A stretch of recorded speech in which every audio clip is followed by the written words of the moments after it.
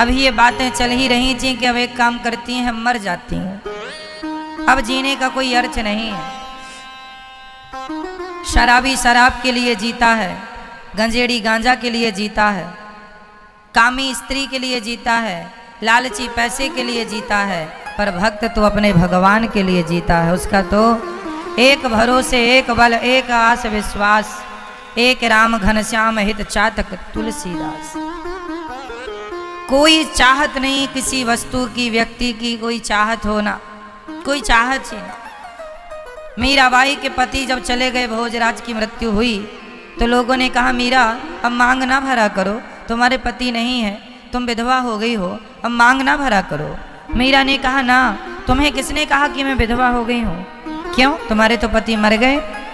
मीराबाई ने कहा तुम्हारी नज़र में हमारे पति मर गए, हमारी नज़र में तो हमारे पति कभी मर ही नहीं सकते। क्यों? क्योंकि दुनिया की नज़र में मेरे पति भोजराज थे, पर मेरे मन ने तो कभी भोजराज को अपना पति माना ही नहीं। मेरे मन ने तो सदा गोविंद को अपना पति माना है, और जिसका पति भगवान हो भला उसकी मृत्यु हो नहीं सकती। ऐसे वर को क्या वरूं जो जन्मे और मर जाए, बरिए वर गोपाल को मेरो चुनरो अमर कर जाए। वर भगवान को वरो, बनाओ अपना भगवान को, ये दुनिया को क्या अपना बनाना। उसी तरह गोपियाँ कहती हैं कन्हैया अब आपके लिए भी हम, आपके बिना अब जी के क्या करेंगी। गोपियाँ मरना चाहती हैं, अब जी के कोई फायदा नहीं, चलो मर जाती हैं। तभी उन्हें एक रथ आता हुआ नजर आया। अरे ये तो वही रथ है जिस रथ से श्री कृष्ण गए थे, ये वही रथ है जिससे श्री कृष्ण छोड़ कर गए। जब रथ को आता हुआ सबने देखा तो सारी गोपियां दौड़ पड़ी, लगता है हमारे कन्हैया आ गए। सारी सखियों ने घेर लिया रथ को और मेरे कन्हैया आ गए, इस भाव को गोपियां खड़ी हो गई, कन्हैया नीचे आओ। बहुत ध्यान से देखा, कन्हैया जैसी शकल तो थी, पर कह नहीं सकते कि ये श्री कृष्ण ही है। सारी गोपियों ने पूछा तुम कौन हो? जवाब आया मेरा नाम उद्धव है। उद्धव, क्या करने आए हो वृंदावन? तुम्हें संदेशा देने आया हूं। कौन सा संदेशा? यही कि जो तुम लोग रोती रहती हो ना कृष्ण कृष्ण के लिए, रोया ना करो। सारी गोपियों ने जोर जोर से रोते हुए कहा वाह कन्हैया, एक तो इतने दिन बाद तुम्हें हमारी याद आई, उसमें भी तुम नहीं आए, उद्धव को भेजा और उसमें भी अपने तुम्हारी याद में हम रोती हैं, तो क्या हमसे रोने का अधिकार छीनने आए हो उद्धव? अरे कम से कम हमें कृष्ण के प्रेम में कम से कम रोने तो दो। क्या ये अधिकार भी हमसे छीन लोगे? क्या हम कृष्ण के प्रेम में रो भी नहीं सकती हैं? उद्धव जी बोले रोने की जरूरत ही नहीं है। क्यों क्यों ना रोएं? उद्धव ने कहा जिसे तुम कृष्ण मानती हो ना, जिसे तुम कोई मनुष्य मानती हो ना, तुम जिसके लिए रो रही हो वो कोई मनुष्य नहीं है, वो कोई व्यक्ति नहीं है, वो भगवान है।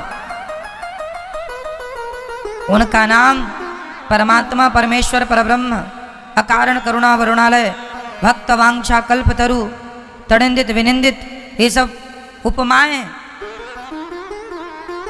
भगवान भगवान है, जगताधार जगन्नाथ वो भगवान है। गोपियां बोली सो तो ठीक है वो भगवान है, पर ये बताओ कि वो भगवान हमें मिलेंगे कैसे? उद्धव ने कहा जरा आंखें बंद करो। कर ली। हाँ हाँ बताओ अब क्या करें? ध्यान करो। ध्यान करें? तो गोपियों ने आंखें खोल के कहा अरे उद्धव तू पागल तो नहीं है? नहीं, मैं तो बड़ा ज्ञानी हूं, मेरे जैसा ज्ञानी मृत्यु लोक में पृथ्वी में कोई है ही नहीं। गोपियों ने कहा तुम बड़े मूर्ख समझ में आ रहे हो। कैसे? तुम कह रहे हो आंख बंद करके उस ईश्वर का ध्यान करो, उस कृष्ण का ध्यान करो। हमें आंख बंद करने की जरूरत ही नहीं उद्धव, हमें तो खुली आंखों में जहां देखती हैं वहाँ हमारा श्री कृष्ण हमें नजर आता है। जब खुली आंख में हम देख रही हो तो बंद करने की जरूरत क्या है? क्यों बंद करें? उद्धव जी समझ गए कि मामला कुछ और है। भगवान को दो लोग जानते हैं, एक ज्ञानी और एक भक्त प्रेमी। ज्ञानी भी भगवान को जानता है, प्रेमी भी भगवान को जानता है। फर्क इतना है कि ज्ञानी का पतन हो सकता है, भक्त का पतन नहीं हो सकता। फर्क इतना है। कैसे? यदि मैं ज्ञान से ईश्वर को जान गया, ईश्वर के रूप को, स्वरूप को, स्वभाव को जान गया, और यदि मैं ज्ञानी हूं तो उस ज्ञान का अभिमान आ सकता है, मेरा पतन हो सकता है। लेकिन जो भक्त है उसका कभी पतन नहीं होता, कभी पतन नहीं होता। उदाहरण से आप समझो, ज्ञानी जो होता है वो भगवान को पकड़ के रखता है। जैसे बच्चे ने मां को पकड़ा है, जैसे बच्चा अपनी मां को पकड़ता है, ऐसे ज्ञानी भगवान को पकड़ता है। अब मुझे ये बताओ कि बच्चे ने मां को पकड़ा है तो मां संतुष्ट है? मां तब तक संतुष्ट नहीं होती जब तक मां स्वयं बच्चे को ना पकड़े। क्योंकि मां, यदि बच्चे ने मां को पकड़ा है तो बच्चा तो मां का हाथ छोड़ के कभी भी किसी भी दुकान में चला जाएगा। यदि वो बाजार में है तो बच्चे तो बच्चे होते हैं, उन्हें कोई खिलौनों की दुकान नजर आ गई, तुरंत मां का हाथ छोड़ के दौड़ जाएंगे। वो ये नहीं देखते कि सड़क में गाड़ी आ रही है कि नहीं आ रही है, वो तो दौड़ जाते हैं, सड़क पार कर जाते हैं। तो जो ज्ञानी होता है वो भगवान को पकड़ता है, पकड़ा भी उसने है और छोड़ भी सकता है, छोड़ भी देता है। तो ज्ञानी भगवान को पकड़ता है। यदि अभिमान आ गया ज्ञान का, छोड़ देगा। लेकिन जो भक्त होता है ना, वो कभी भगवान को पकड़ता ही नहीं है। एक बेटा वो है जो अपनी माँ को पकड़ता है, और एक बेटा वो है जिसे माँ पकड़ती है। ज्यादा सुरक्षित कौन बेटा है, जिसने माँ को पकड़ा है या जिसे माँ ने पकड़ा है? जिसे, बस वही सुरक्षित है जिसे भगवान ने पकड़ रखा है। ज्ञान से आप पकड़ेंगे तो अभिमान बस छोड़ देंगे, पर भक्ति से, प्रेम से उसे पकड़ लेंगे, छूटेगा नहीं। इसलिए हम उसे ना पकड़ें, कोशिश करो भगवान से कहो कि प्रभु हम आपको नहीं, आप हमें पकड़िए। और यही प्रेम है। गोपियों का प्रेम इस धरती में सर्वश्रेष्ठ प्रेम है।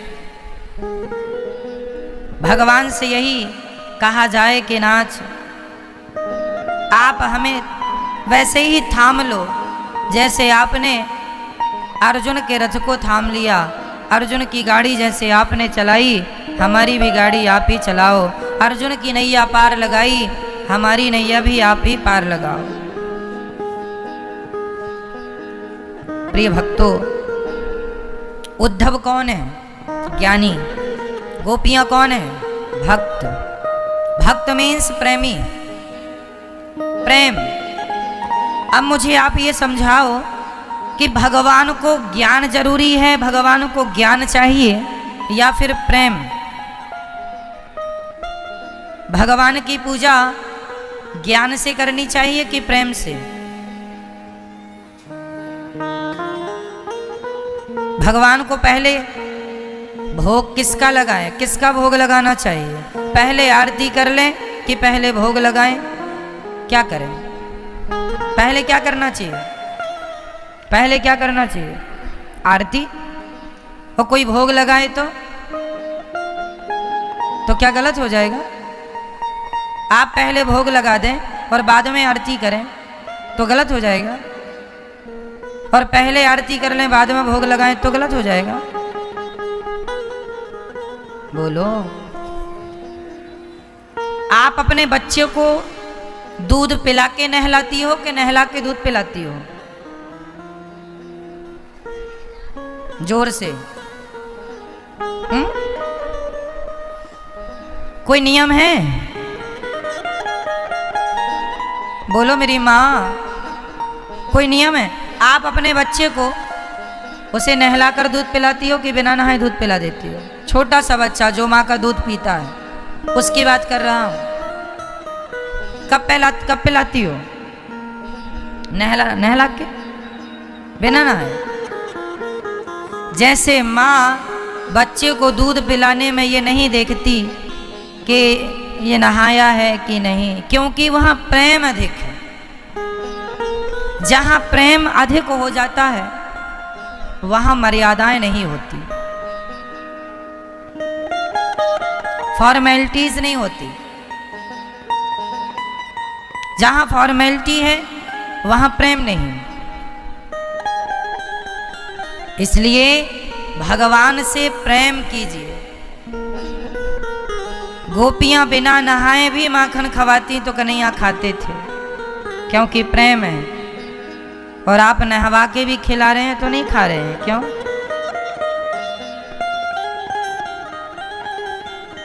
भगवान से प्रेम करना चाहिए। किसकी तरह?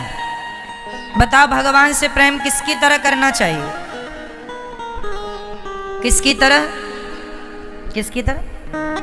हाँ? किसकी तरह? चलो ये बताओ, आप सबसे ज्यादा प्रेम किससे करते हैं? आप।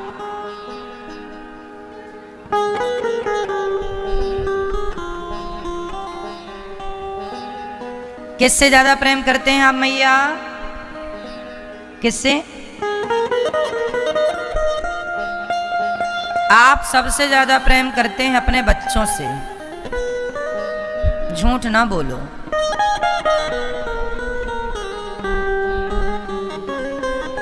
आप सबसे ज्यादा प्रेम करते हैं। आप मतलब मैं सबकी, आपका मतलब सब नहीं, जो करते हैं वो समझें। हम सबसे ज्यादा प्रेम अपने बच्चों से करते हैं। बच्चों से प्रेम करने के बाद पत्नी और पति से, या कोई का पत्नी और पति से पहले हो सकता, फर्स्ट नंबर पे पति पत्नी या सेकंड नंबर में बच्चे। किसी के घर में फर्स्ट नंबर पे बच्चे, सेकंड नंबर पे पति पत्नी, वो आपके हिसाब से देख लो, पर है इसी के बीच का खेल। फिर धन दौलत, मकान दुकान से प्रेम, खेत खलिहान से प्रेम, प्रॉपर्टी। फिर माता पिता से प्रेम, दोस्तों से, पड़ोसन से, पड़ोसियों से, रिश्ते नाते, परिवार, बहुत सारा हम लोगों ने अपना नेटवर्क फैला रखा है। अच्छा, मैं ये पूछना चाहता हूं आपसे कि जितना प्रेम आप अपने बेटे से करती हो या करते हो, क्या उतना भी भगवान से है या उतना नहीं? चलो आधा, 50%, आधा है, 50%। मैया करती हो भगवान से प्रेम? कितने %? जितना बेटे, आपके बेटा है 1 2 1 है, तो जितना बेटे से करती हो उतना भगवान से है कि उससे आधा है? आधा है। आधा भी हो जाएगा ना मेरी माँ तो कल्याण हो जाएगा। पर विडंबना ये है कि आप आधा भी नहीं कर पाते।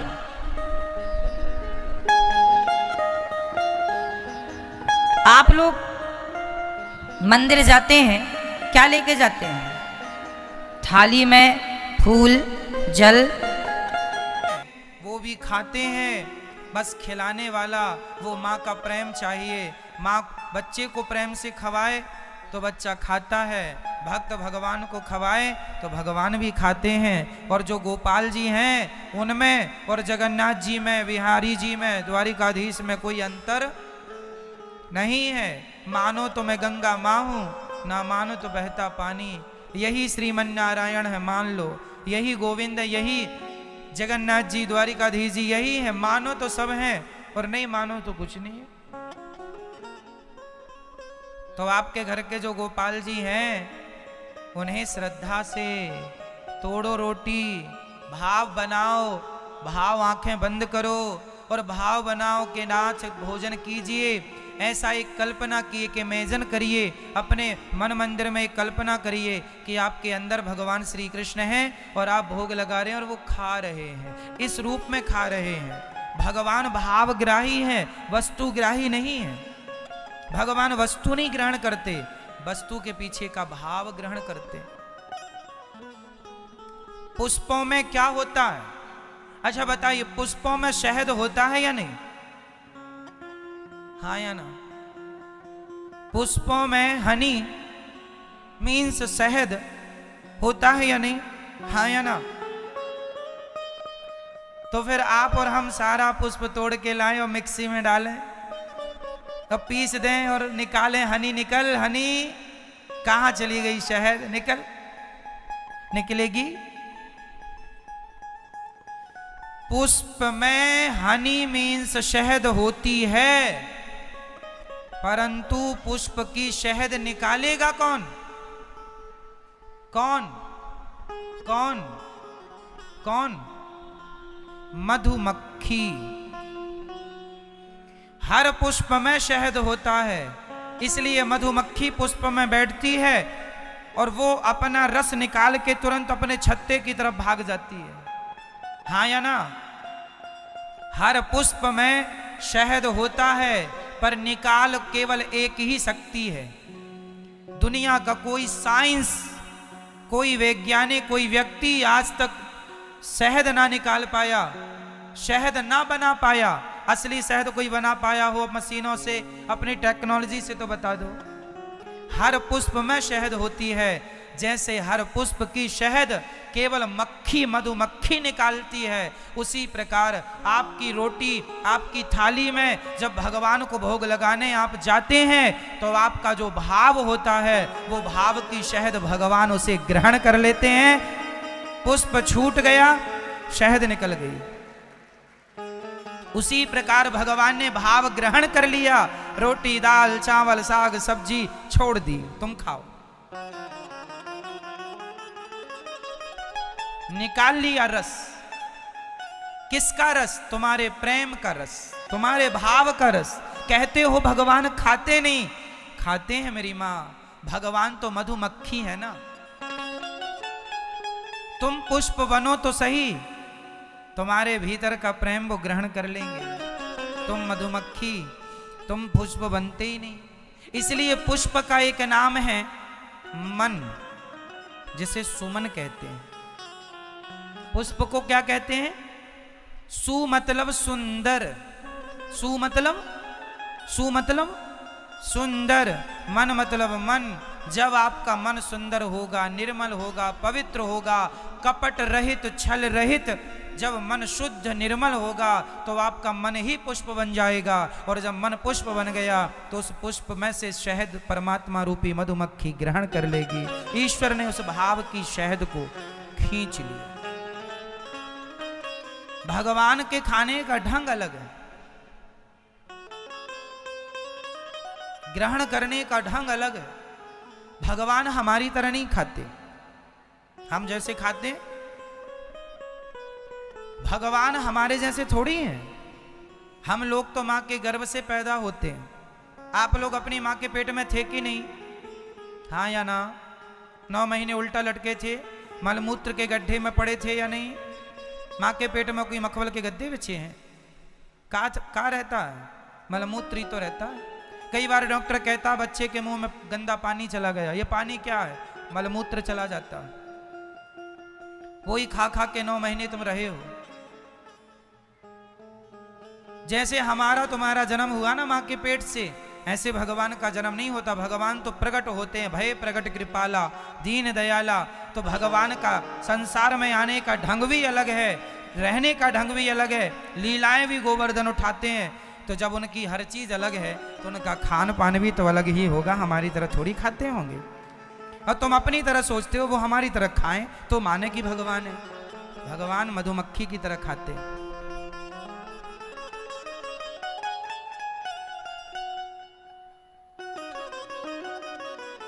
पता ही नहीं चलता कि मधुमक्खी बैठ के पुष्प से ले क्या रही है। आप कितना भी कैमरा लगा लो, पता ही नहीं चलेगा ये सोख क्या रही है। पुष्प के किस अंग में शहद है, कहाँ है, कैसी है, वो केवल मधुमक्खी अपने ढंग से ठीक करती है। बस मेरी माँ, इसलिए अपने घर के गोपाल जी में आप लोग ना कई बार ये कहते हैं कि वहाँ के भगवान ज़्यादा फेमस हैं, वहाँ चलो, वहाँ नहीं। भगवान कहीं के हों, कण कण के हों, आपके जो गोपाल जी हैं उनमें और जगन्नाथ जी में कोई अंतर नहीं है, उनमें और बिहारी जी में कोई अंतर नहीं। आप लोग तो भगवान को भी छोटा बड़ा बना देते हैं। ये हमारे छोटे भगवान जी घर वाले, वो बिहारी जी बड़े। अरे भगवान छोटे बड़े नहीं, कई लोग कहते हैं महाराज जी हमारे गोपाल जी छोटे हैं, जरा बड़े से ले आए। तो क्या बड़े से ले आने में क्या हो जाएगा? क्या छोटे जो कर सकते हैं वो बड़े नहीं करेंगे, या बड़े जो कर सकते हैं वो छोटे नहीं? अरे भगवान कोई छोटा बड़ा नहीं होता मेरी माँ। हमने साधु संतों के मुंह से सुना है, संतों के पास कितने बड़े भगवान होते हैं, नहीं पता? कितने बड़े? कई संत ऐसे हैं उनके पास सालिग्राम जी कितने बड़े हैं, कितने बड़े? सरसों का दाना कितना बड़ा होता है? सरसों का जो दाना होता है उस दाने से भी छोटे साइज के सालिग्राम जी गंडकी नदी में मिलते हैं। तो संत लोग क्या करते हैं, कुछ संत वो छोटे से सरसों के बराबर ठाकुर जी लेते हैं, उनकी पूजा करते हैं और पूजा पाठ करके उन्हें रखते कहाँ हैं? अपनी आंखों में। आंखों को ऐसे करते हैं ऐसे, और यहाँ पे सरसों के दाने के रूप में जो ठाकुर जी हैं उनको रख लेते हैं, और चलते फिरते सोते जागते ठाकुर जी उनकी आंखों में बसे रहते हैं। ये संतों का भाव है। भगवान छोटा बड़ा नहीं है। आज का आदमी इतनी मूर्खतापूर्ण बात करता है, सुनने में हंसी आती है। क्या बताएं? ये सब इसलिए हो रहा है कि आपको प्रेम नहीं है भगवान से। प्रेम होता तो इतनी फॉर्मेलिटियां ना होती। प्रेम जरूरी है। सालिग्राम भगवान सबके पास होते हैं। आपके पास सालिग्राम जी हैं या नहीं? कहां पर हैं? मंदिर में? आपके पास सालिग्राम जी हैं? बोलो। नहीं हैं? आपके पास सालिग्राम जी हैं? नहीं हैं? अभी हम बताएंगे कहाँ है ये भैया। सालिग्राम जी हैं आपके पास? कहाँ? हम सबके पास 2 शालिग्राम जी हैं। 10 साल बाद आए हो, पहली बार आए हो, और जाके आंखें बंद कर ली थी तो घर में ही कर लेते आंखें, तो तुम्हारी घर में भी बंद हो जाती। ये वृंदावन है, यहाँ आंखें बंद करने नहीं आए, यहाँ तो आंखें खोलने आए हैं। यहीं तो आंखें खुलती हैं, और यहाँ ना खुली तो कहीं नहीं खुलेंगी। यहां भी आंखें तुम्हारी ना खुली फिर नहीं खुल सकती कहीं। यहां आंखें बंद करने की जरूरत नहीं है, यहां तो आंखें खोलने की जरूरत है। तो बिहारी जी के दर्शन करने जाओ तो आंखें बंद नहीं, खूब जी भर के देखो। और देखो नहीं, इतना देखो भगवान को, इतना देखो भगवान को कि कई लोग कहते हैं ना, ऐसे देख रहे हैं जैसे पी जाएंगे। आंखों से पी जाओ, केवल मुंह से नहीं पीते हम। भगवान को आंखों से इतना देखो कि पी जाओ अपनी आंखों से, और भगवान को देखते देखते इतना देखो कि भगवान मंदिर से निकलकर आपके मन मंदिर में आकर बैठ जाए। फिर तो आप गाड़ी में जा रहे हैं तो भी आपको बिहारी जी का स्मरण, नाम लेती आपके हृदय में बिहारी जी प्रकट हो जाएंगे। दर्शन किया आपने तो आपके हृदय में बिहारी जी प्रकट हो जाएंगे। और जाके आंखें बंद कर ली, लिस्ट सुना दी, ये भगवान बहू के बेटा हो जाए और छोरा की नौकरी लग जाए, ये ऐसा ऐसा हो जाए। ये सब मांगने की जरूरत नहीं है। भगवान से प्रेम होगा तो मांगना नहीं पड़ेगा। फिर आप कहेंगे कि महाराज जी भगवान से नहीं मांगे तो किससे मांगे? अरे भगवान से प्रेम करो, प्रेम करने वाले को मांगना नहीं पड़ता, बिना मांगे वो दे देंगे भगवान जिसकी तुमने कभी कल्पना ना की होगी, कामना ना की होगी। बिन मांगे मोती मिले, मांगे मिले ना भीख। बिना मांगे भगवान देंगे, तुम्हें जरूरत क्या है मांगने की?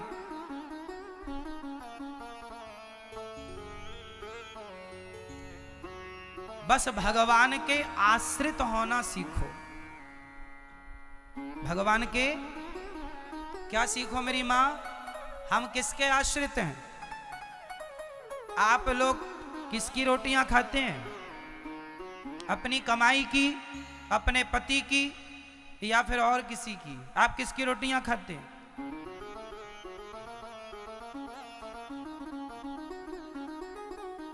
सदा भाव यही रहे कि हम भगवान की कृपा की रोटियां खाते हैं। आप लोग क्या क्या खाते हैं?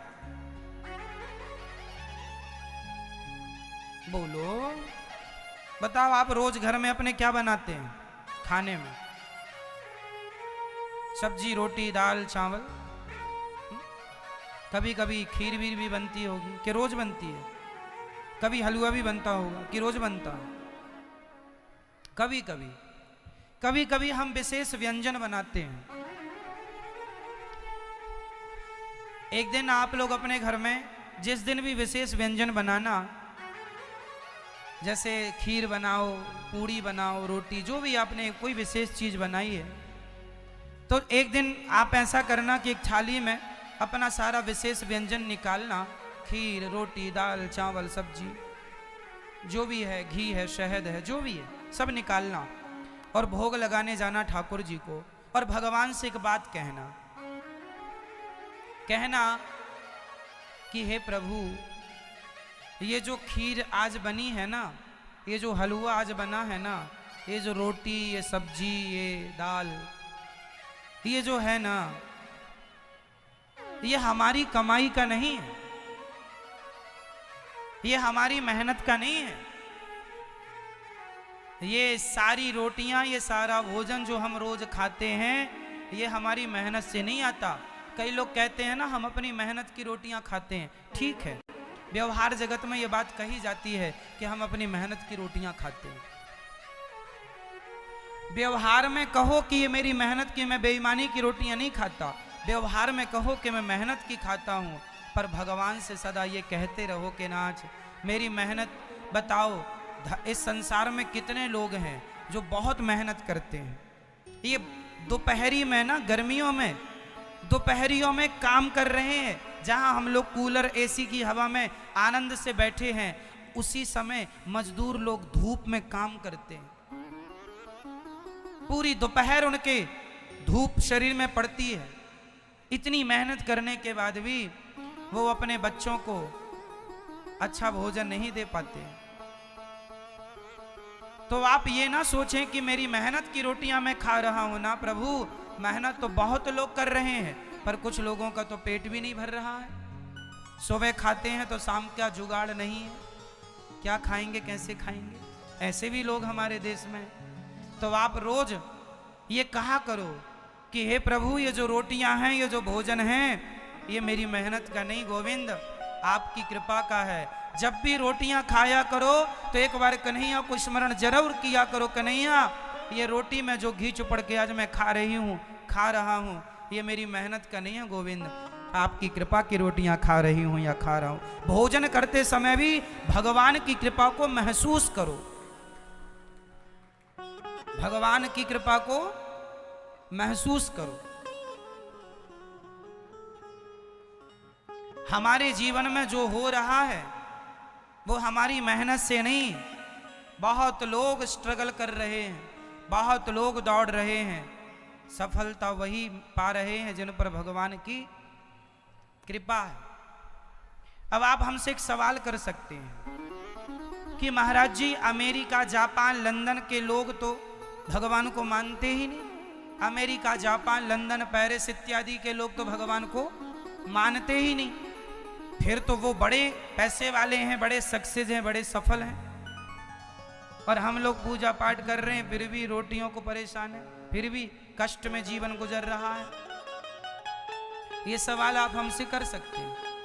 तो इसका उत्तर ये है कि देखो,